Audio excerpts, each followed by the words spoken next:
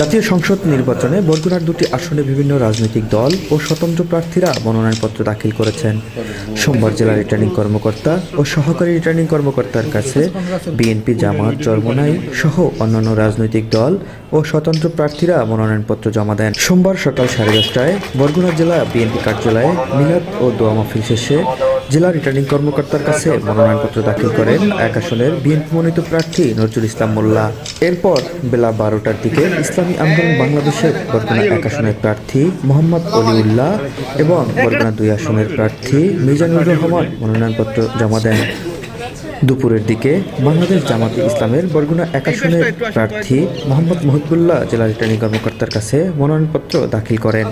মনোনয়নপত্র জমা শেষে বিএনপির মনোনীত প্রার্থী নজরুল ইসলাম মোল্লা জানান, দীর্ঘদিন ধরে মানুষ ভোট অধিকার প্রয়োগ করতে পারেনি। ভোটাররা যেন নির্বিঘ্নে ও স্বাচ্ছন্দ্যে ভোট দিতে পারে এবং নির্বাচন সুষ্ঠু হয় সে লক্ষ্যে নির্বাচন কমিশনের আচরণবিধি মেনে চলবে। কোনোভাবে কোনো নির্বাচন বিতর্কিত হয়, নির্বাচন নিয়ে কেউ প্রশ্ন তুলতে পারে, এরকম কোনো কাজ আমরা সদর আসনে আমরা করব না এবং করতে দিব না। এই জায়গাটায় আমরা বদ্ধপরিকর।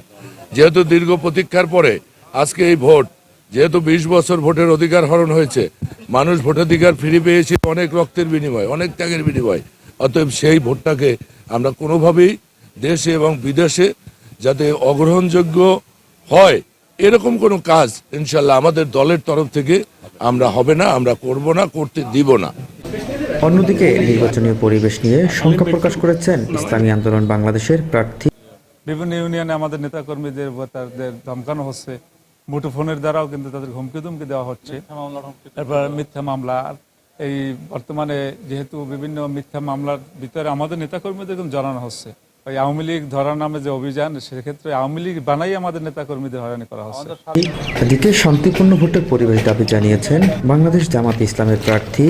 নির্বাচন সুষ্ঠু হওয়ার জন্য যে নির্বাচন কমিশন কর্তৃক যে আচরণবিধি রয়েছে, সেই আচরণবিধি সবাই মিলে সুষ্ঠু এবং সুন্দরভাবে আমরা এমন একটি নির্বাচন চাই যে অতীতের মতো যেন দিনের ভোট রাতে দিতে না হয় এবং কোনো রকমের যেন 10টা হুন্ডা, 20টা গুন্ডা, 20টা ডান্ডা, নির্বাচন ঠান্ডা, এরকম পরিবেশ আমরা নির্বাচন আর চাই না।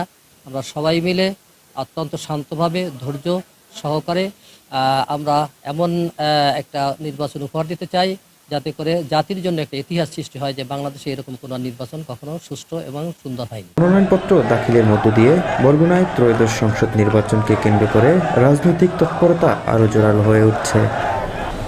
News desk, DB news, Barishal.